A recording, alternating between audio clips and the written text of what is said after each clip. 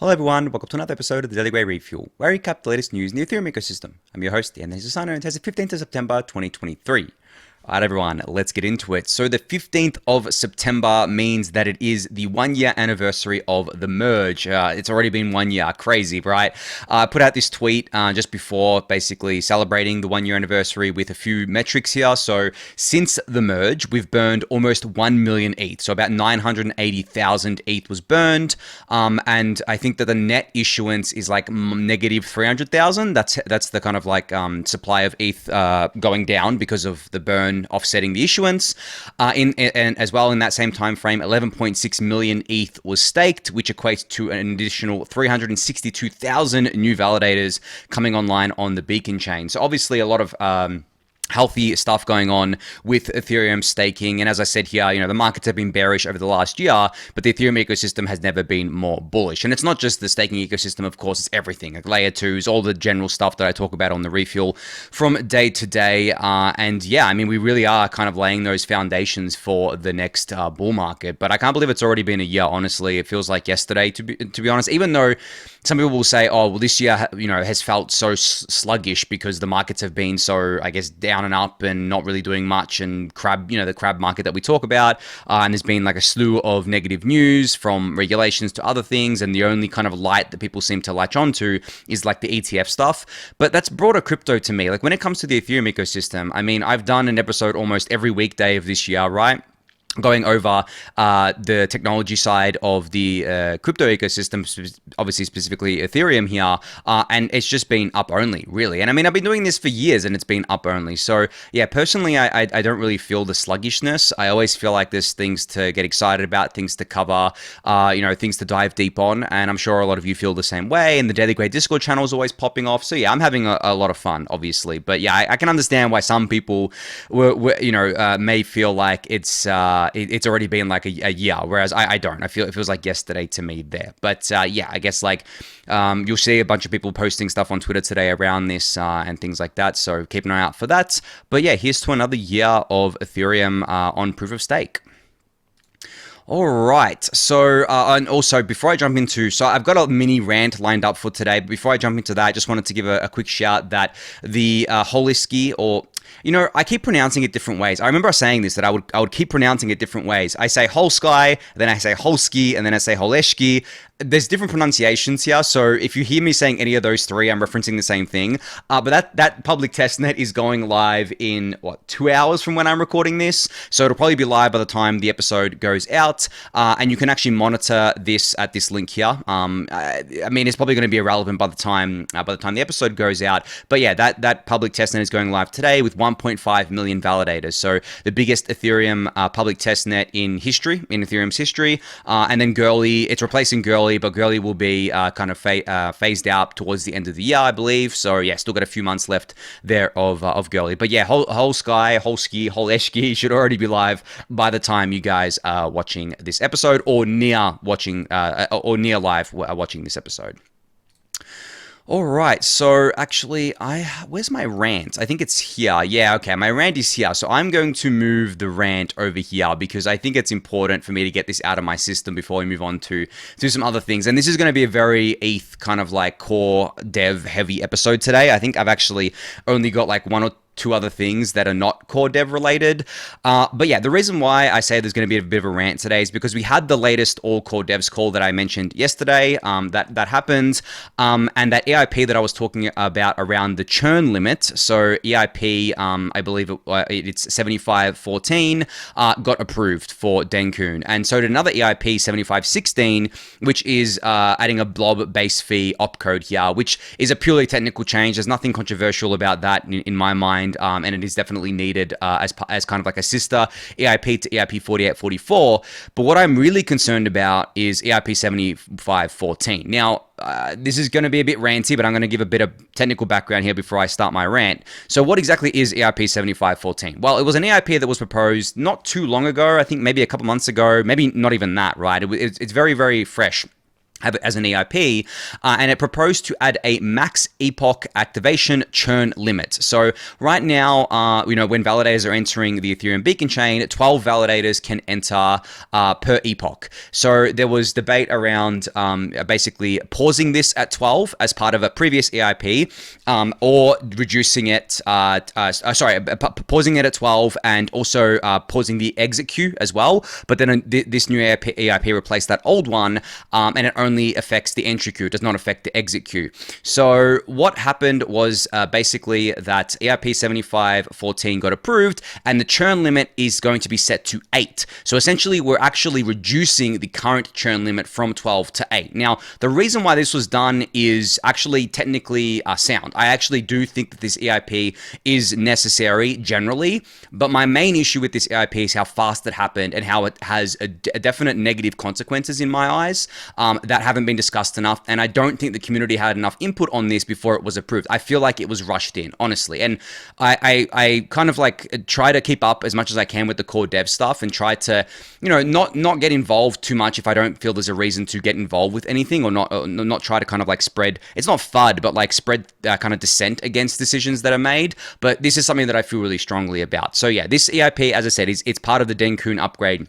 Now, the churn limit is going to 8, and as I said, I do believe that it is a technically sound EIP. It actually is needed. I just wish that it was given more time to have more research done on it, and it was given more time to have more community input. And I said before, I think I was saying for the last few weeks, that I wanted this to actually be pushed out to Electra, which is the next Ethereum upgrade, rather than it going live in Dencun. Now, there was a pretty good post from Dancrad out today that actually explained why the core devs and researchers decided to do this change, and why they think it's necessary. So I highly suggest you go and read that. But the TLDR of why they think it's necessary is basically that they're kind of concerned that the, I guess, like validator set is going to grow too quickly and cause instability on the Ethereum chain, because there has been a kind of like a thought process to limit the amount of validators on the Ethereum chain for a long time now. I mean, I've talked about this on the Refuel. There was that, I think it's been at least 2 years since this research started. I'm basically limiting the validator set to 30 million validators, and then just doing a round robin of selecting validators. So people could still stake, but you would do a round robin on the validator set there. And then there are other kind of proposals to reduce the validators, like increasing the max effective balance, so people would consolidate their validators, and a few other things hanging off of that there. But because none of that stuff is ready right now, and because the core devs and researchers are worried about the current growth rate of the validator set, it was proposed that we put in this kind of band-aid EIP into Dencun in order to alleviate those concerns and give the core devs and researchers more time to decide on the actual fixes, right? And as I said, I am totally fine with that. But my issues begin at how fast this was allowed to basically be approved. So I'm going to I'm going to start off this with the issues themselves. So them dropping the churn limit, this EIP dropping the churn from 12 to 8 is, in my view, a hit to Ethereum's credible neutrality. It's a small hit. It's like, it's not going to kill Ethereum or anything. It's not a huge hit, but it's a small hit. And I'll explain why. There is a social contract around the chain at any given time, and that social contract is enforced via protocol rules and via expectations out, not just a few weeks out, not just a few months out, but potentially years out, on how those rules will change. Now, because this EIP was allowed into the network, or allowed to be scheduled for a network upgrade within a matter of a few weeks, what ends up happening is that the social contract is not given enough time to adjust to that and to get community feedback on that, and it basically gets broken because the existing social contract is changed too quickly, in my view. Obviously, this is all my opinion here. Other people are going to disagree with me on this, but that breaks it in my view, because now essentially what you've done is, by reducing it from 12 to 8, the expectation of what the churn limit was going to be has gone away. So it's not just a cap on the churn limit at 12, it's actually actively reducing it to 8, which breaks that social contract to me. And it also, as I said, has a bit of a hit to Ethereum's credible neutrality here. But on top of that as well, this is effectively a monetary policy change in my eyes. A very, very small one, but it is effectively a monetary policy change because now only 8 validators per epoch can go in, whereas, I guess like post Dencun, only 8 validators per epoch can go in, whereas currently it is 12, which means that the validators that come in will be slower than it otherwise would have been with the current rule set, right?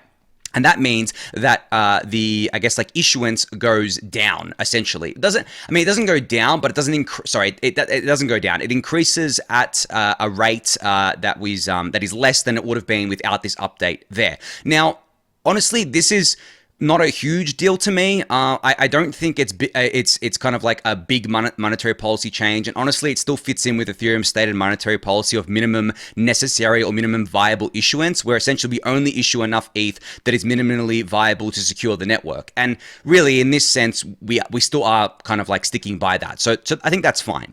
And then the third issue I had with this, and the one that I brought up was that it was rushed through in a matter of weeks. I don't like how that was done. I don't think there was enough community input on this at all. I feel like that it was definitely a rush through.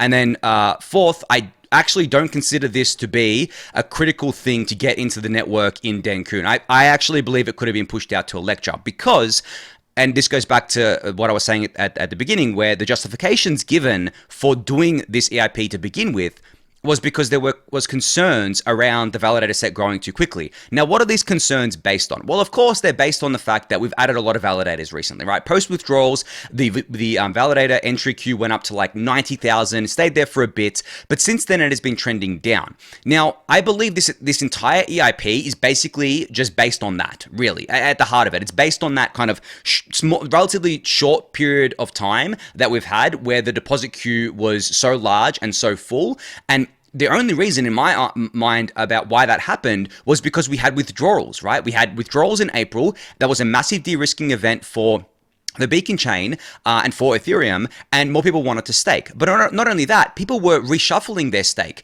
Kraken had to force withdraw all of their retail customers' stake, and there was probably a significant portion of those retail customers that just went and staked with someone else. So they re-entered the queue, right? They came back into the entry queue. So there was a reshuffling going on there. That, in my mind, is at that scale is a one-time thing, right? Enabled by withdrawals, and the influx that we saw is also, in my mind, a one-time thing, because I can't think of any other event that would lead to that. I don't even think a bull market would lead to that kind of demand all at once for kind of like ETH staking. Maybe you could argue some kind of like staked ETH ETF might do that, but that is so far away in my eyes, I don't even think it's worth worrying about, because what the core devs are worried about is the more medium-term future, the more 6 to 12-month future. And if you look at it from that perspective, I really don't think that we would add enough validators by the time Electra came out. Even if Electra came out in like July of next year, I really don't think that we would add enough validators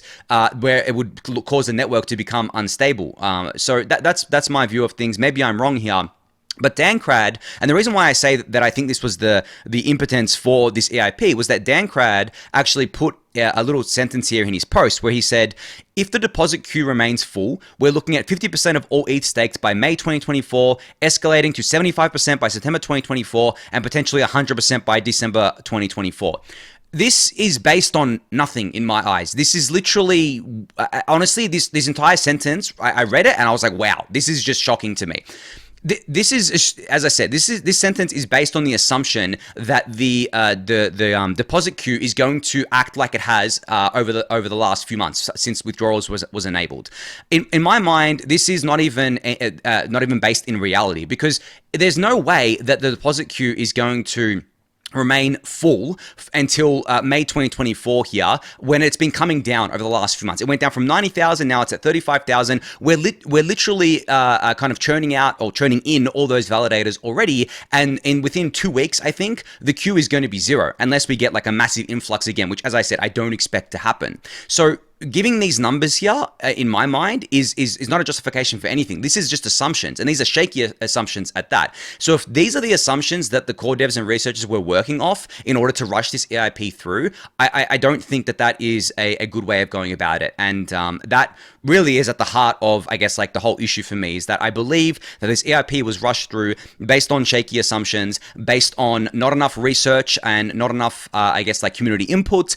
And I understand why it was done, because obviously the core devs and researchers know the protocol better than I do, and they know what will happen if that amount of ETH was to get staked and the network can't handle it. You know, obviously we want to prevent the network from becoming unstable. As I said, I'm all for the EIP on a technical level. I just don't think that there was enough research and community input and everything done around this EIP. It didn't go through the ringer, so to speak. It didn't go through the normal, in my mind, governance process for such a big change. Because it might seem like this is a small change on the surface, but as I explained to you, there are big consequences here of this change. And on top of all of this, the last point that I'll bring up, because as I said, this is going to be ranty and I've ranted for a while here. The last thing I'll bring up is that by limiting the churn, you actually now play favorites with large staking providers. They're already at an advantage because they can socialize the, I guess, like quote unquote opportunity cost of the entry queue, but the smaller players can't. So essentially, if Lido is stuck in the entry queue for 2 weeks, they're just socializing that across all of their validator set. If a solo staker is stuck in the entry queue for 2 weeks, they have to wait 2 weeks. They're earning nothing, basically, right? So you're now favoring the bigger pools, and you're actually making staking centralization worse with this EIP. And I don't think that that was thought about at all, because I believe if it kind of was, then this EIP probably wouldn't have got in. Again, this goes all the way back to what I was saying at the start about the fact that my main issue with this EIP was that it was rushed in. I don't think there was enough research done on this, and I don't think it's as critical as the core devs and researchers think it is. Anyway, end rant there, because I don't want to spend this whole episode ranting, but I feel very strongly about this, and I feel like everything that I have said, or most things that I have said, have not been considered. I don't know if my rant is going to reach the core devs and researchers and they're going to rethink their decision here about including 7514 in Dencun. Honestly, if you had a gun to my head and I was forced to include it or not include it, I would probably include it, even though I just ranted about the fact that I thought that I didn't like how it was included, because I understand that when it comes to the protocol, we need to err on the side of caution. We need to be as conservative as possible. And this is exactly what it is. They're just being super conservative here. But my main issue is that it was just rushed through too quickly. I feel like it could have been pushed out to Electra and still been fine. But if the core devs and researchers want to play it as safe as possible, then yeah, okay, it makes sense to put it into Dencun. It is a really simple change, right? It's not going to delay the timeline of Dencun, which I hope that we get in November. Now, I think I mean, I haven't seen anything that we wouldn't get in November. Maybe it gets pushed out to December for some reason, but I don't think that's going to delay anything.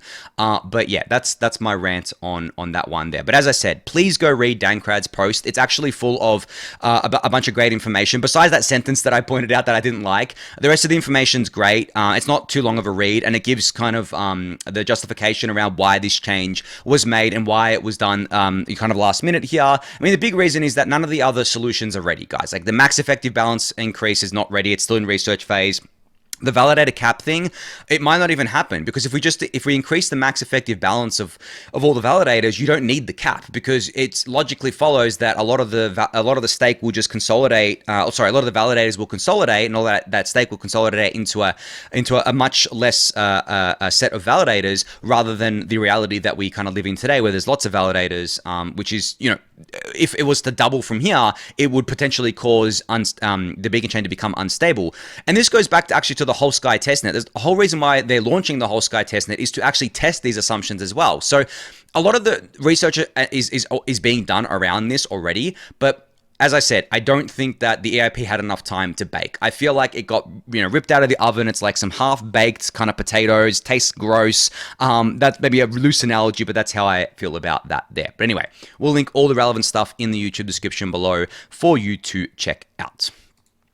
All right, and the other EIP actually that I mentioned was 7516, which is the Blob base fee opcode EIP. You can go read about this. I'll link it in the YouTube description below. But this is basically, as I said, a sister EIP to EIP 4844. It helps it on a technical level. If I'm understanding it correctly, these are the kind of two main points here. That this EIP allows roll-up contracts to trustlessly account for Blob data usage costs, and Blob gas futures can be implemented based on it, which allows for Blob users to smooth out data Blob costs. So it's basically in the spirit of EIP 1559, I guess, of making it making gas costs more predictable for Blob users, and making it so that they can smooth out their data Blob costs as well. All right, so in some more positive core dev news here, Raul from the Prylabs team put out a tweet where he said, I just verified a message signed by Ethereum validator BLS key on Arbitrum Stylus and deployed it to testnet. And he says here, why is this a big deal? Underneath the hood, the signature verification is written in Rust and the math is too expensive for it to be done in the EVM. So this opens up a ton of use cases around Ethereum L1 and rollups, and we're just getting started. So very cool little update here to on the Arbitrum side of things using Arbitrum Stylus, which, as you guys know, is a new development framework that is based on WASM that uses languages other than Solidity and is like a sister kind of framework next to the EVM in the Arbitrum world here. So you can actually check out how to do this yourself. There's a GitHub repository here, which I'll link in the YouTube description below, but you can go check that out and play around with it yourself. All right, moving on to an update from Nethermind now. So they've said here, the Nethermind client now has a draft implementation of the OP Stack execution specs. We're stabilizing it as we speak. The implementation is done as a plugin. Our client's architecture and plugin system allow easy customizations without compromising stability and performance. So you guys know that Optimism and basically a lot of the L2s are trying to do client diversity of their clients that you run and the nodes that you run on their respective networks. And Nethermind has their hat in the ring for Optimism here on the execution side of things, obviously because Nethermind builds an execution client for Ethereum L1. But I love this. I really love that we're getting client diversity on L2s because it's all well and good to extend Ethereum's block space, so to speak, with these L2s and for these L2s to be decentralized and secure in their own ways.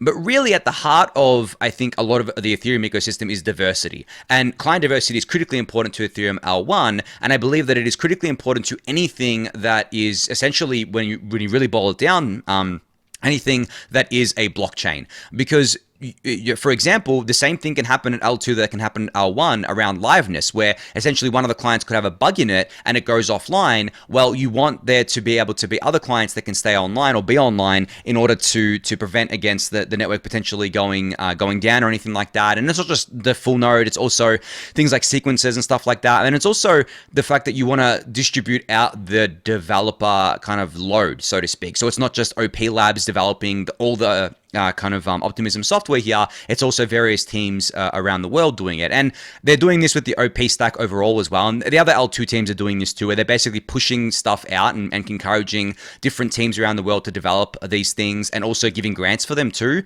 The grants are usually done in the native token as well, so it kind of aligns incentives. So there's a lot of stuff going on here, a lot of positive stuff going on here on the L2 front that I think we're going to keep seeing. And I really do think that the winning L2s, at least the generalized ones, are going to look a lot like Ethereum L1 in its, architecture-wise, development philosophy-wise, distribution-wise, all those sorts of things. I think it's just going to look like Ethereum L1. And that's what we want, because Ethereum L1 is the gold standard in my eyes of how to build a truly decentralized, secure blockchain. Now, obviously, Ethereum L1 is not scalable, but it's not trying to be. Whereas the L2s come in with their superpower, which is being scalable. They're never going to be as decentralized or secure as Ethereum L1 itself, right? Because I mean, there's debates around this, obviously, because if you have a full-blown roll-up, you basically inherit all of Ethereum L1's security, but the kicker here is that you inherit all of Ethereum L1 security at Ethereum L1. So let me explain that. Let me break it down, because this is something that I don't think is talked about enough. So essentially, your users, if the L2 goes offline, the users of that L2 can always get their funds back on L1. Now, going back to L1 doesn't give you scalability anymore, right? If the L2 is completely offline and you have to do transactions on L1 to get your funds back, you've now sacrificed the whole kind of purpose of the L2, right? Which was to give you more scale. So that's why I'm saying that the L2 will never be as decentralized and secure as Ethereum L1, because it won't be able to offer you the scale once the L2 goes offline. It can still offer you the decentralization and security of ETH L1, but of itself, it is not as decentralized and secure as Ethereum L1. Hopefully that kind of explains it there and my way of thinking, which is, I guess, like just how they're designed and how it all works, which is fine. But at the end of the day, Ethereum L1 is the gold standard. And in my mind, it always will be. It will be the global kind of like most secure global settlement layer that we have, as decentralized as we can get it, as stable and reliable as we can get it. And I think that that's going to continue for the foreseeable future. I really don't see any kind of like close second, to be honest. I mean, for lack of a better term or a better meme, there is no second best, as Saylor says about Bitcoin. But boy, is he wrong about that. There is a second best, and it's Bitcoin to Ethereum. Anyway, no, I'm not gonna rant about that. But yeah, that's kind of like my take on that one there. All right, moving on to just some quick news here that the block published. So SSV Network, which is a network that's being built with DVT, have launched their decentralized staking mainnet with a bunch of partner apps here. So you can see here in the block, on the block kind of article, SSV has launched with Stater, Anchor, Stakestar, and a bunch of other staking pools here. I'm not gonna go through them all there. And SSV's mainnet deployment occurred in multiple phases, starting with a limited launch last month, which I believe I covered. And this current stage permits the public to stake in the SSV via the launch partner apps. And you can see here what I guess like the SSV network is. It's a staking mechanism by connecting users to a network of operators responsible for jointly managing Ethereum validator nodes in a trust minimized fashion, and using DVT technology as well to achieve that there. So yeah, you can go check out the article for more details on that one there. But yeah, I've got a few minutes here actually on today's episode.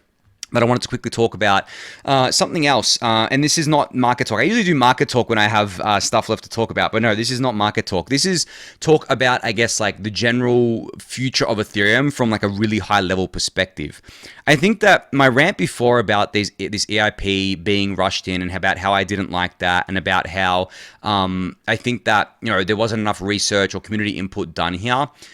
This goes back to what I was saying, where like the Ethereum roadmap is very technical. Like pretty much everything on there isn't going to be controversial, and really even things that are controversial, like what I was ranting about before, technically are fine. It's more the implementation details of it. It's more the kind of like how it makes its way into the network way of it, because not every technical upgrade is actually a positive thing. Even though I believe that EIP is, not everything will be. And I sometimes worry, and I feel like this is it's not a huge worry of mine, but this is like the worst case scenario of, you know, potentially one day, far into the future, Ethereum governance somehow gets captured in some way without us knowing it has been captured. And this is always the worry of any blockchain network that's trying to be decentralized, right? Where it gets captured in a way that it doesn't know that it's captured. Where essentially, whether it be special interests or people trying to do things with good intentions leading to bad outcomes, it just captures it in a way, and it becomes something different to what it once was, and it basically means that the network kind of stalls out. I actually think this is what happened to Bitcoin, to be honest, in a lot of ways, where essentially the governance was, I don't know if captured is the right word, but it was like dictated by a relatively, you know, very, I guess, like aggressive group of people for Bitcoin to become one thing when a lot of people wanted it to be another thing. And obviously Bitcoin is now what it is, and the people who wanted it to become another thing it forked off in the form of Bitcoin Cash and other offshoots. Ethereum is not a fork of Bitcoin, but the social aspect is, because Vitalik wanted to build Ethereum essentially on Bitcoin, but he couldn't, because that's not what the Bitcoin, I guess, like community wanted at the time. So he went and built Ethereum, and Ethereum has obviously been on its own path ever since then. But I worry far into the future that if we don't kind of like ossify the base layer, and we don't kind of like, and Ethereum keeps growing, it just becomes a question of when, not if, there are special interests, there are kind of like people putting things into the network that they're doing so with good intentions maybe, but it just leads to bad outcomes. Now, I'm not saying any of that right now, and I don't think EIP, the churn limit EIP, is that at all, to be honest. I think that was done with good intentions. I just wish there was more time for it, but it's okay. We're okay for now. I think that hopefully my rant from before reaches some core devs and researchers. We'll see what they say. I'm happy for them to completely disagree with me. I mean, they know the network better than I do. They know the protocol better than I do. I mean, they build the software. So who am I to basically tell them, you know, what's what from what? But yeah, as I said, my TLDR of the rant before was basically that it just rubbed me the wrong way how fast the EIP got in, considering that I don't think it's critical. If it was actually critical, if it was a matter of if the EIP didn't go in and then a month's time the Ethereum network would fall over, I'd be all for it. But I feel like they're playing extremely conservative with it, which has led to some of the negative externalities that I'm talking about. And this is exactly what I'm talking about when I say that there are good intentions here, which could potentially lead to perverse outcomes, and I labeled them before in my kind of rant there. But anyway, I'm going to end today's episode there for today, and it is kind of the weekend. So yeah, I guess thank you everyone for listening and watching. Be sure to subscribe to the channel if you haven't yet. Give it a thumbs up. Subscribe to the newsletter. Join the Discord channel. And yeah, as I said, it is the weekend tomorrow, so I guess I'll catch you all on Monday. Thanks everyone.